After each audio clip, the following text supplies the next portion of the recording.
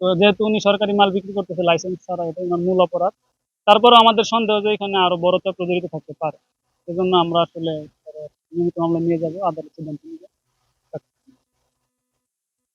আমি মোহাম্মদ আলমগীর হোসেন, সহকারী কমিশনার এবং এক্সিকিউটিভ ম্যাজিস্ট্রেট, জেলা প্রশাসক আদালত।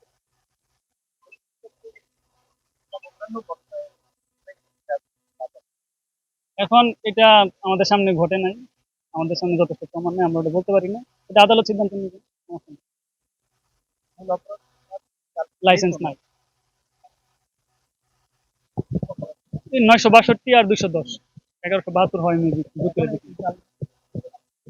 এখন আমরা আসামি আছে, মালিক আছে, উনি আসামি হিসেবে নিয়মিত মামলায় যাবেন, পুলিশ বাদী মামলা করবে, আর চালগুলো আমরা পুলিশের জিম্মায় দিব। আপাতত একদম।